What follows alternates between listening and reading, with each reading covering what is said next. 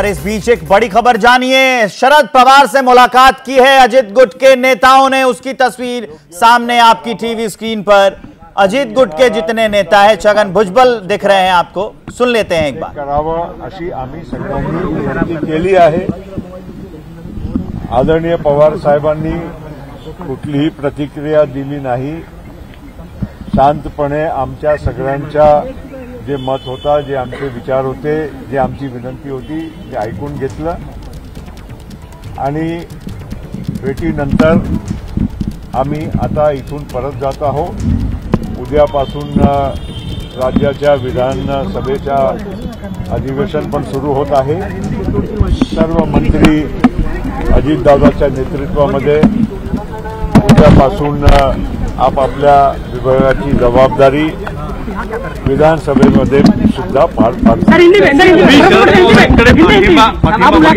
एक मिनट, आज हम सब लोग, हमारे सबके दैवत, हमारे आदरणीय, हमारे नेता शरद पवार जी साहब को मिलने यहाँ पर यशवंतराव चौहान सेंटर में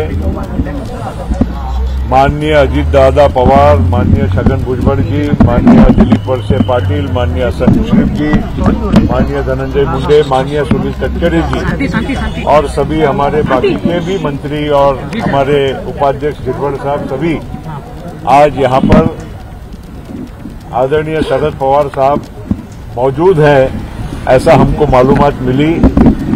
तो हम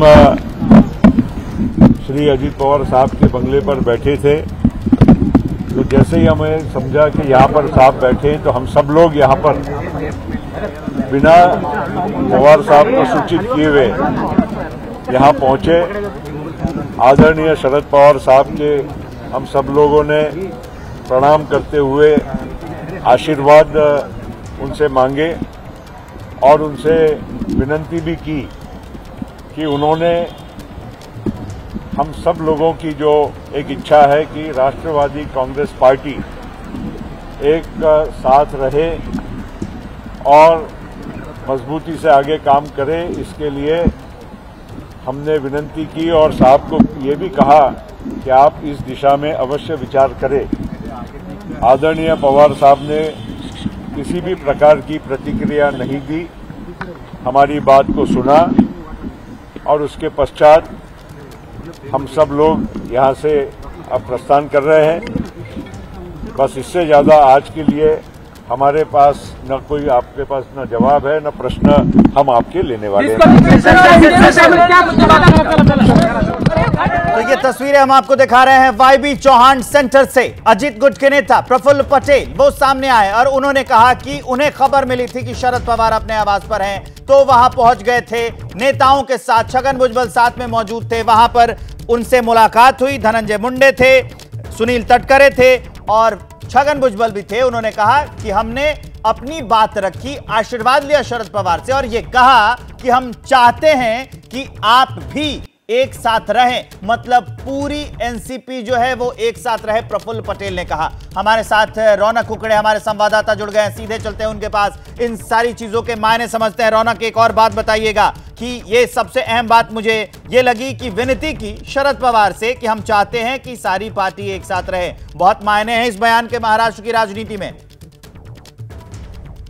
बड़े मायने जो है वो यहाँ पर लगाए जा सकते हैं, क्योंकि जिस पर बड़े मायने जो है वो यहाँ पर लगाए जा सकते हैं, क्योंकि जिस तरह से प्रफुल्ल पटेल की तरफ से जो बयान जारी किया गया है उसमें ये कहा गया है साफ तौर पर कि शरद पवार वाईबी चौहान सेंटर में थे। इस बात की जानकारी जब वे सब अजित पवार के यहाँ मौजूद थे ये मिली और तो वे तुरंत बिना सूचित किए शरद पवार से मुलाकात करने के लिए वाईबी चौहान सेंटर आ गए। लेकिन इस बैठक करीबन आधे घंटे से ज्यादा चली। इस लंबी बैठक के बाद जो बयान प्रफुल्ल पटेल की तरफ से दिया गया उन्होंने निश्चित तौर पर इस बात का जिक्र किया कि पार्टी एक संग रहे।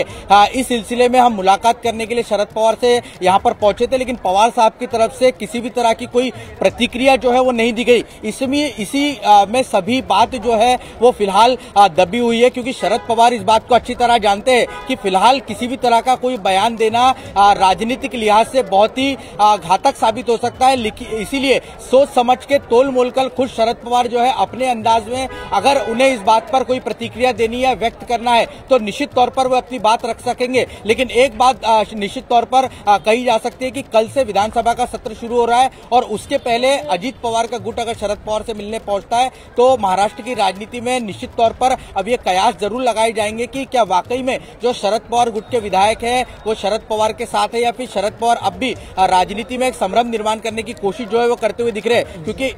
क्योंकि एक बात यहां पर और समझने वाली है कि 1 तारीख को यानी 1 अगस्त को पुणे में प्रधानमंत्री मोदी के साथ शरद पवार एक मंच पर नजर आएंगे। बाल गंगाधर तिलक पुरस्कार प्रधानमंत्री मोदी को देना है, खुद शरद पवार के हस्ते पुरस्कार दिया जाना है। तो ऐसे में क्या वाकई में शरद पवार 2 विंडो ओपन रखकर जो है अपनी राजनीति करते हुए दिख रहे हैं? इसका जवाब जो है खुद शरद पवार ही दे सकते हैं। यही बड़ा सवाल है कि क्या शरद पवार ने अपने लिए सारे रास्ते खोल कर रखे हैं, यही बड़ा सवाल। क्योंकि पीछे का पूरा घटनाक्रम देखेंगे तो शक्ति प्रदर्शन हुआ और इन्होंने कहा कि मेरे पास अपने नेता है, इनके पास अपने नेता है, दोनों एक दूसरे के दुश्मन बनते सियासी बयानों से नजर आए थे। लेकिन अभी जो सामने आ रहा है कि इनके गुट के नेता प्रफुल्ल पटेल जो उस पूरे घटनाक्रम में, पूरे सियासी बदलाव में काफी अहम रहे थे, वो जाकर सीधा मिल आते और कहते हैं कि मैं तो सिर्फ आशीर्वाद लेने आया था और यह कहा कि हमको एक साथ रहनी चाहिए। तो इसका मतलब कि शरद पवार दोनों विंडो में है, दोनों रास्ते उन्होंने अपने लिए खुले रखे हैं क्या?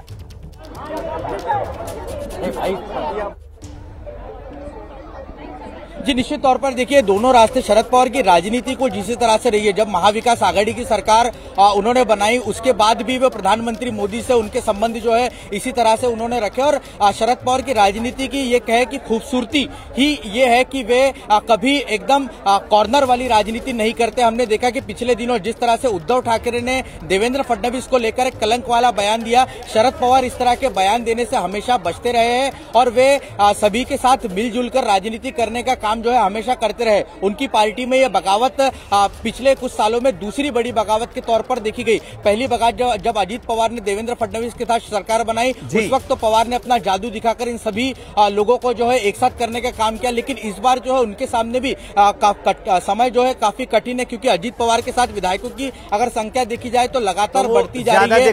5 तारीख को पवार के साथ विधायकों की संख्या, आप हमारे साथ बने रहिए रौनक। जिस बात पर हम चर्चा कर रहे हैं वो ये है कि अचानक से शरद पवार से मिलने प्रफुल्ल पटेल चले जाते हैं, छगन भुजबल होते हैं और अजीत गुट के नेता होते हैं। मिलकर मुलाकात करने के बाद आशीर्वाद लेकर क्या कहा प्रफुल्ल पटेल ने, एक बार आप भी सुनिए। शरद पवार जी साहब को मिलने यहाँ पर यशवंतराव चव्हाण सेंटर में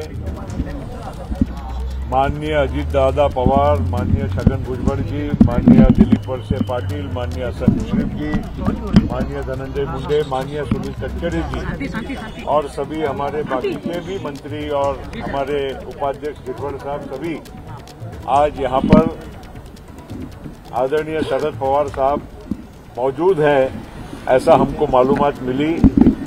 तो हम श्री अजीत पवार साहब के बंगले पर बैठे थे, तो जैसे ही हमें समझा कि यहाँ पर साहब बैठे तो हम सब लोग यहाँ पर बिना पवार साहब को सूचित किए हुए यहाँ पहुंचे।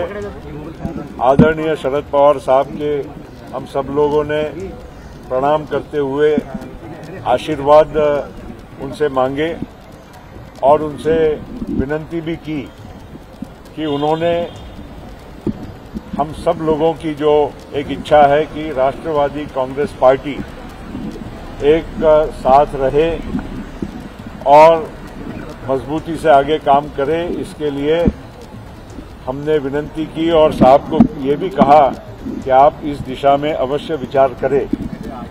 आदरणीय पवार साहब ने किसी भी प्रकार की प्रतिक्रिया नहीं दी। पत्रकारिता कोई इमोशन नहीं है, ना अपना कोई ज्ञान देना है और ना कोई विचार थोपना है। पत्रकारिता क्या है?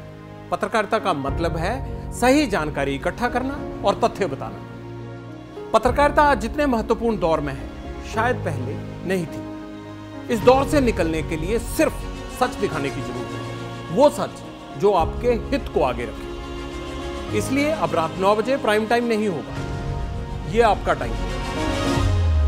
जगविंदर पटियाल के साथ देखिए पब्लिक इंटरेस्ट 17 जुलाई से सोमवार से शुक्रवार रात 9 बजे सिर्फ एबीपी न्यूज पर।